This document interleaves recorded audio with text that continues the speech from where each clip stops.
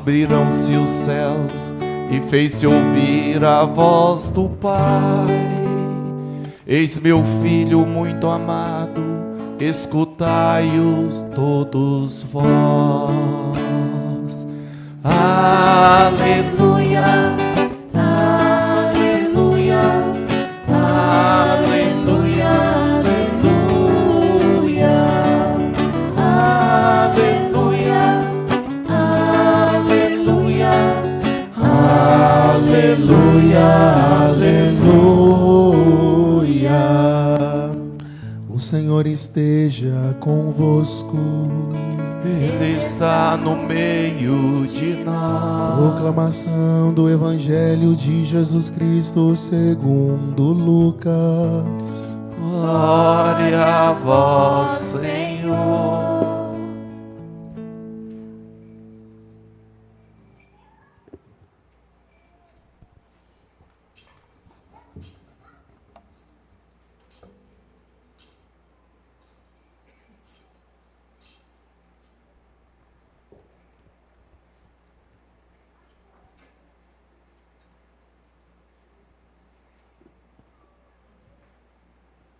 Naquele tempo, o povo estava na expectativa e todos se perguntavam no seu íntimo se João não seria o Messias. Por isso João declarou a todos: eu vos batizo com água, mas virá aquele que é mais forte do que eu. Eu não sou digno de desamarrar a correia de suas sandálias. Ele vos batizará no Espírito Santo e no fogo.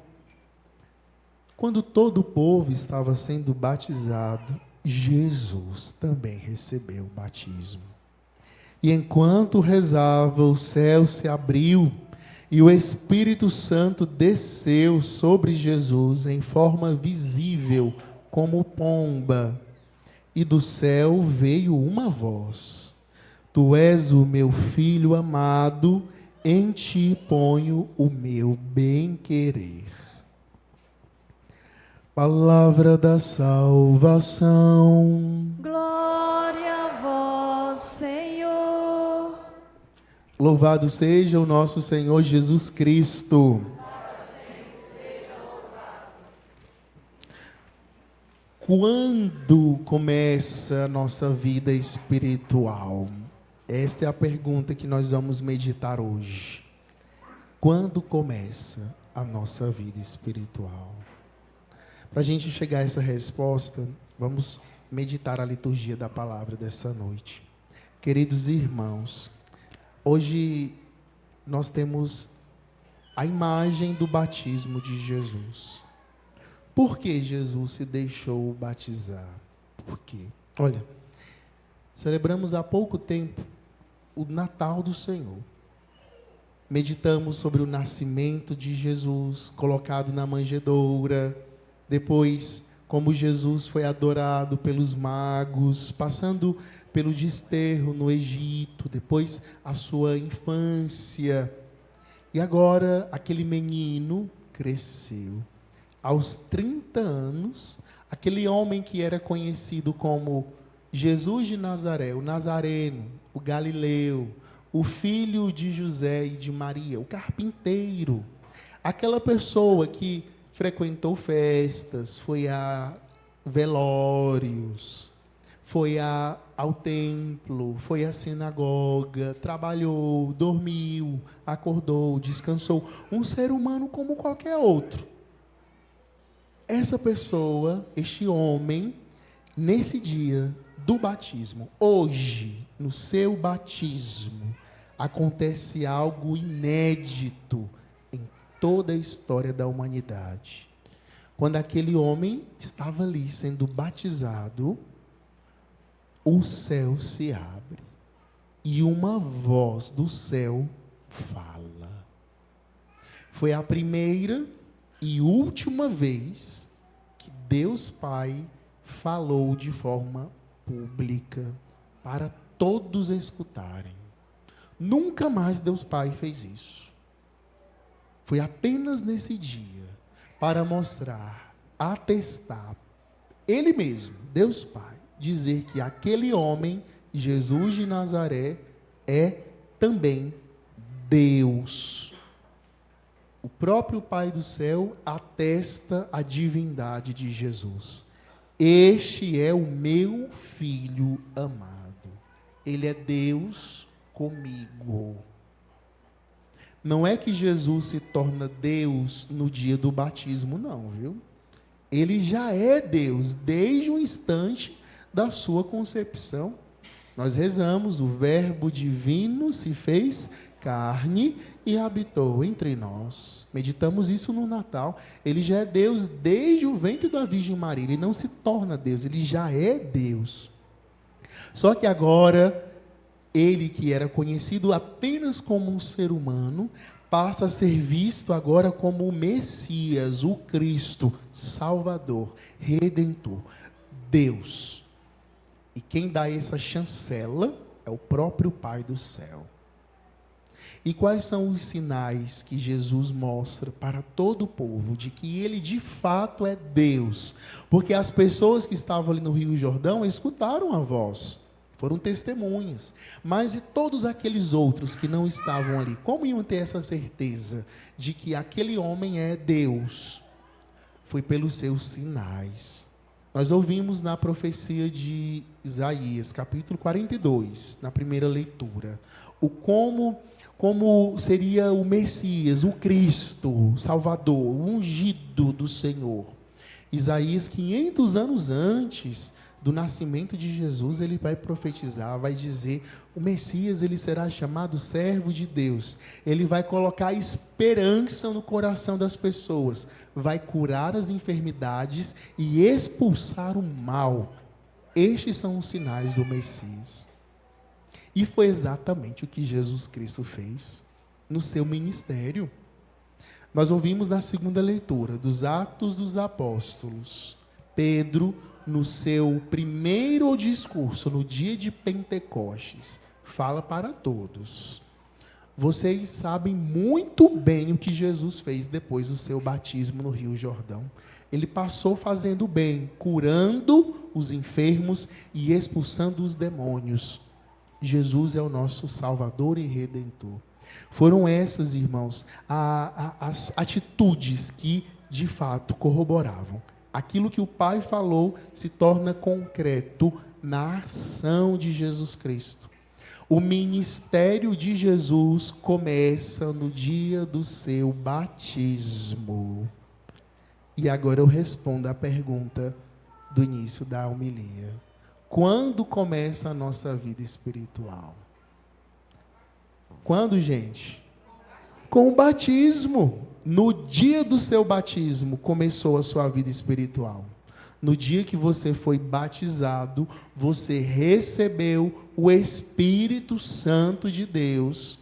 E você, assim como o Pai chamou Jesus de Filho amado, o Pai, no dia do seu batismo, te chamou. Você é minha filha amada. Você é meu filho amado.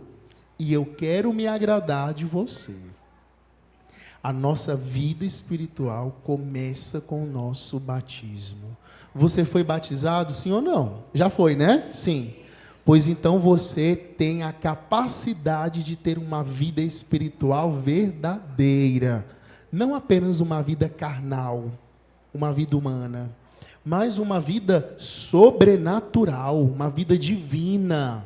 Você pode ter uma vida sobrenatural, porque você foi batizado.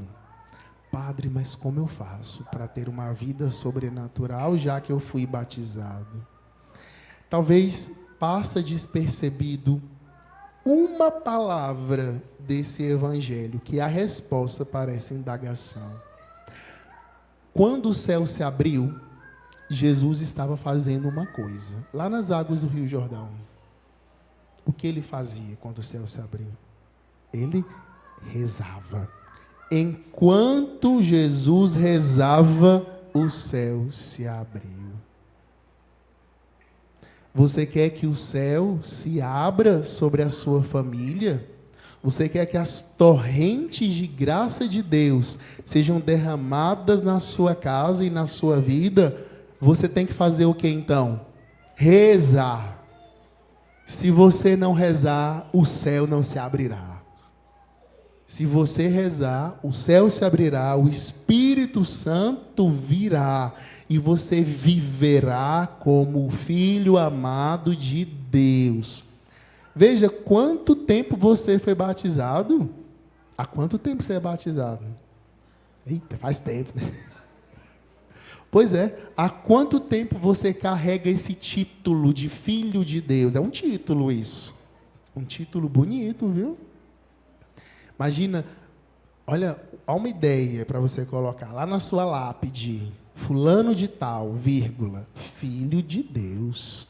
Isso é um título pomposo. Mas não é para ser só um título. É para ser uma vivência. Jesus, o Filho de Deus, com letra maiúscula, ele rezava, ele estava em comunhão com o Pai. Porque a oração não é só para pedir coisas, a oração é para nós estarmos em contato, em intimidade com Deus. Você quer se sentir de fato filho, filha amada de Deus? Você quer perceber o amor de Deus na sua vida? Então você precisa rezar. Se você não rezar, você não vai perceber esse amor. Reze de verdade e você se perceberá filho amado. Você receberá o Espírito Santo. A sua fé vai crescer e a graça vai acontecer na sua vida. Agora, que tipo de oração é essa, Padre? Queridos irmãos e filhos espirituais, não basta fazer aquele Pai Nosso, aquela Ave Maria mal feita antes de dormir. Não basta, gente. É tão pouco, parece uma migalha. Você reza em 30 segundos do seu dia que tem 24 horas e acha que está fazendo muita coisa. Não está. Isso não é suficiente. É como uma pessoa adulta que precisa de arroz e feijão para poder se manter de pé. E esse adulto está comendo papinha de neném. Está desnutrido.